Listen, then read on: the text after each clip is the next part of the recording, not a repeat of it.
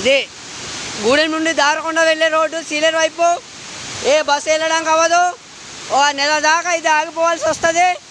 జాగ్రత్తలు చూడండి, ఎవరు సాహసించి వెళ్ళొద్దు. మేము ఇక్కడ నుండి వెళ్ళిపోతున్నాం ఆటోతో వచ్చి.